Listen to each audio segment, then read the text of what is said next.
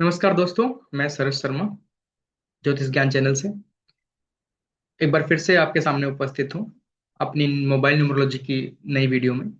तो इस वीडियो में अब मैं आपको बताने वाला हूँ कि मोबाइल नंबर में 9 अंक होते हैं। सभी के मोबाइल नंबर में, मतलब मैं अगर नंबर की बात करता हूँ तो 1 से लेकर 9 तक नंबर होते हैं। और तो हर नंबर का कोई ना कोई ग्रह, हर नंबर को कोई ना कोई ग्रह रिप्रेजेंट करता है। तो किस नंबर को कौन सा ग्रह रिप्रेजेंट करता है, मैं उसके बारे में आपको बताने वाला हूँ इस वीडियो में। बट उससे पहले एक एक छोटी सी जानकारी बहुत इंपॉर्टेंट है जो कि मैं देना चाहता हूँ दोबारा से आपको, आप लोग को। जब भी हम लोग मोबाइल न्यूमरोलॉजी की बात करते हैं तो उसमें हम लोग को, जब मैं या कोई भी नया मोबाइल नंबर लेने के लिए जाते हैं, तो उसमें हमें दो तीन चीजों का ध्यान रखना होता है। एक तो मैं बातों जिस चीज की हम ध्यान रखते हैं उस मेथड को हम टीसीएल मेथड बोलते हैं। तो यहाँ पे मैं जब टीसीएल की बात करता हूँ तो मैं आपको एक्सप्लेन कर देता हूँ टीसीएल में, मतलब टी क्या होता है, सी क्या होता है एंड एल क्या होता है। तो एक मिनट, मैं अपने जरा सिस्टम पे चला जाता हूँ, आपको वर्ड पैड ओपन करके समझाता हूँ इस चीज को। आई होप आपको सब कुछ विजिबल हो रहा होगा। तो यहाँ पर टीसीएल स्टैंड में अगर मैं बात करता हूँ टी की, तो टी स्टैंड फॉर होता है total. And C C stand for होता है मेरा कॉम्बिनेशन।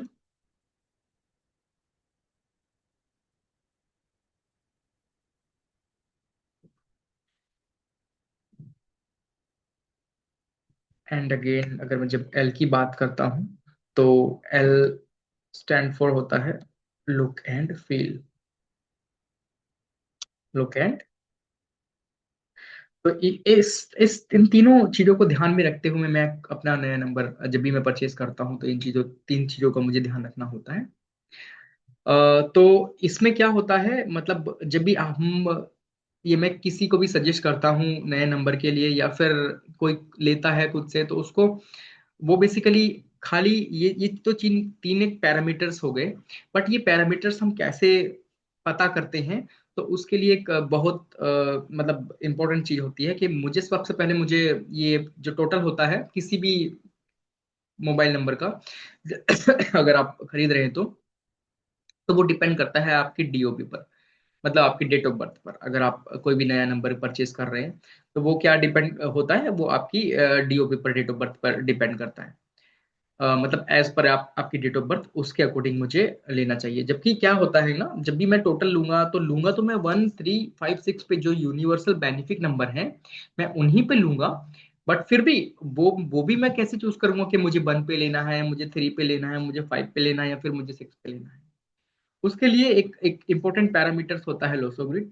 तो मैं पहले लोसो ग्रिड में चेक करता हूँ कि कौन सा नंबर मिसिंग है, तो मैं उसके अकॉर्डिंग देखता हूँ। या फिर कौन सा नंबर मेरे फ्रेंड सर्किल में आता है, मैं मेरा 1536 मेरा कौन फ्रेंड है एज पर मेरी डेट ऑफ डीओबी, तो उसके अकॉर्डिंग फिर मैं अपना मोबाइल नंबर चूज करता हूँ। एंड ये सब तो मुझे चेक करना ही है। जैसे टोटल मुझे देखना है जो कि मेरे डीओबी पर डिपेंड करता है। कॉम्बिनेशन मैं देखता हूँ, इंटरनल कॉम्बिनेशन। जब मैं कॉम्बिनेशन की बात करता हूँ तो आई होप सबको पता होगा कि कॉम्बिनेशन क्या होता है।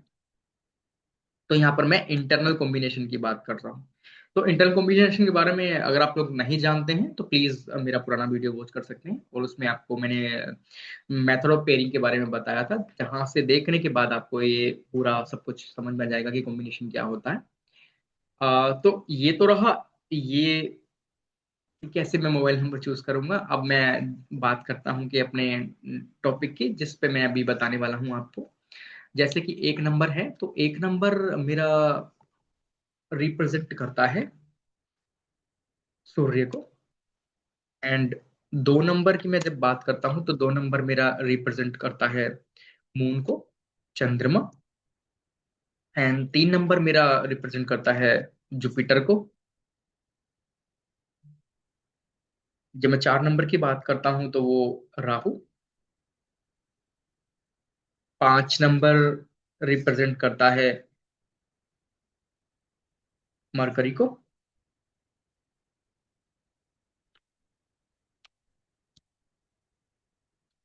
एंड 6 नंबर की मैं बात करता हूँ तो मेरा वीनस होता है। नंबर 7 की मैं बात करता हूँ तो Ketu. And number 8 Saturn. Number 9 की मैं बात करता हूँ तो नंबर 9 मेरा होता है मार्स।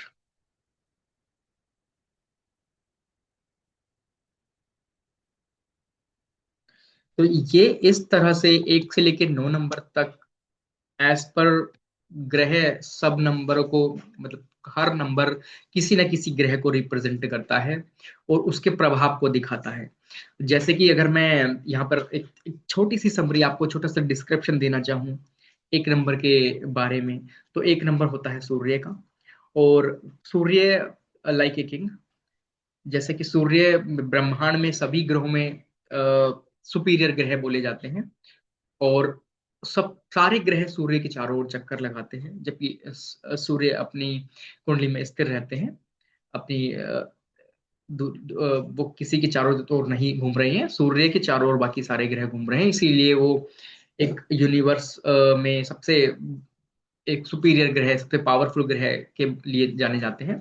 तो सूर्य लाइक ए किंग, लाइक जो जो नंबर जो व्यक्ति 1 नंबर को जिनका डीओबी होता है, तो वो उनका प्रवृत्ति होता है बेसिकली लीड करने का, सबको ऑर्डर देने का।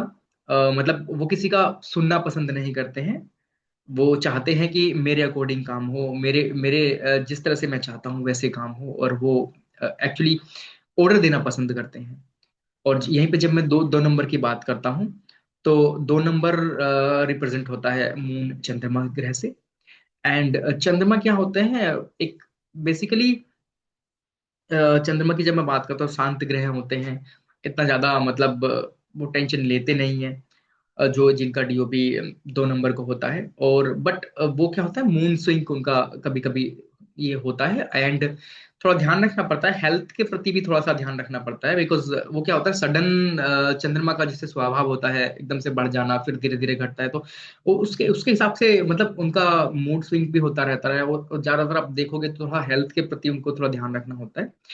ये 2 नंबर की मैं बात हो गई। और 3 नंबर की जब मैं बात करता हूँ तो 3 नंबर जुपिटर का आता है। और जुपिटर ज्ञान के देवता है, नॉलेज के देवता है, और आपका कम्युनिकेशन स्किल बढ़ता है। जो भी 3 नंबर को जिनका बर्थ होता है उनकी एजुकेशन बहुत अच्छी होती है। एंड एजुकेशन के साथ साथ उनका कम्युनिकेशन स्किल बहुत अच्छा होता है। ये किसी भी फील्ड में हो सकता है कम्युनिकेशन स्किल की जब मैं बात करता हूँ, आप किसी भी फील्ड में, एस्ट्रोलॉजी में हो, एस्ट्रोलॉजी में भी आप बहुत अच्छा कर सकते हैं अगर आप 3 नंबर को आपका बर्थ होता है तो आपका ओवरऑल, आपकी नॉलेज, आपका ज्ञान और आपका जो कम्युनिकेशन स्किल है वो अप टू द मार्क रहता है हमेशा।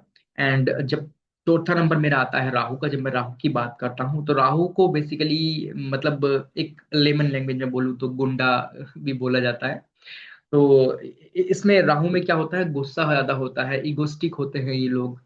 बट ये लोग बहुत नॉलेजेबल भी होते हैं इन द अदर एंड, बहुत नॉलेजेबल होते हैं इन लोग का। एक आप देखना तो ज्यादातर क्वालिटी क्या होती है, 4 नंबर वाले टीचिंग लाइन में बहुत ज्यादा होते हैं, क्योंकि इनका नॉलेज का लेवल बहुत अच्छा होता है। और ये कहते हैं कि हाँ, जैसे मैं बोल रहा हूँ वैसे ही काम हो, उनके पैटर्न उनके तरीके से होना चाहिए।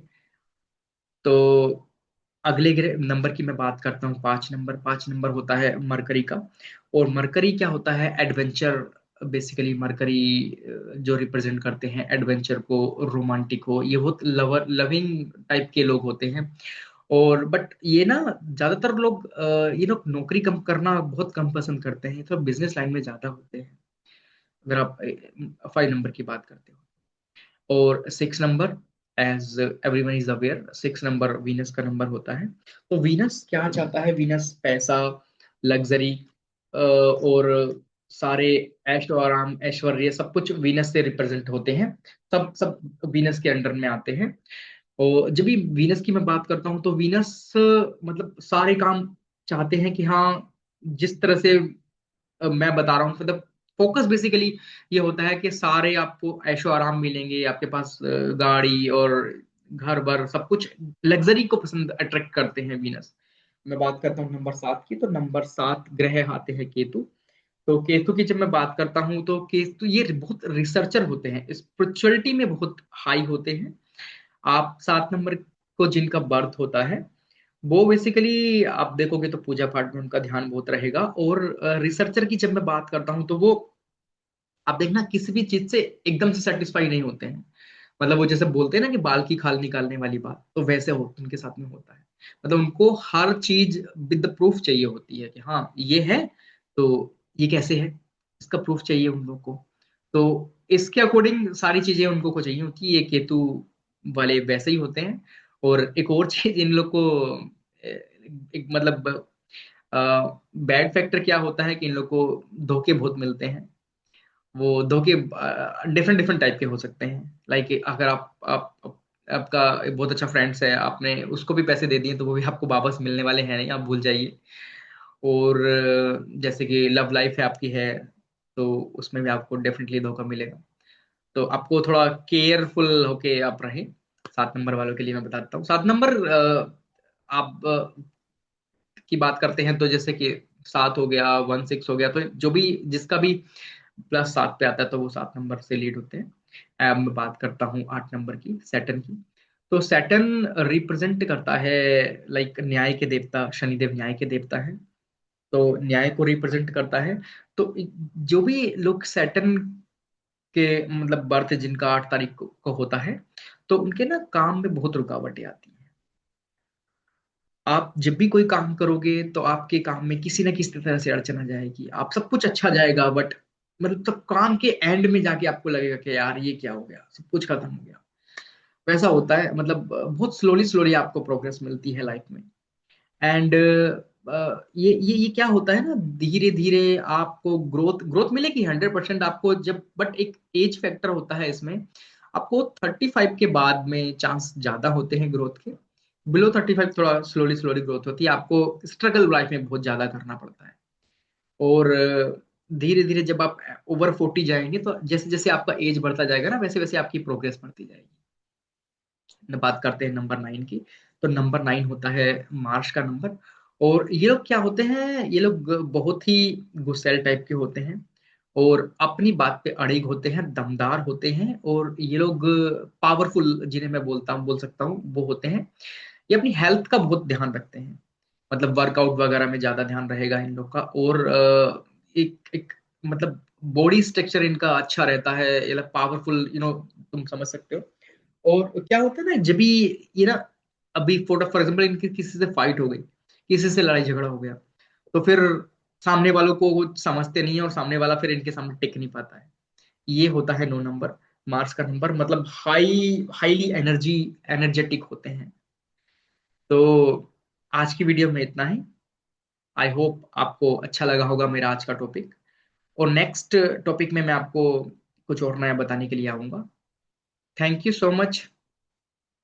Thank you for watching my video. Thank you for watching my video. Thank you so much.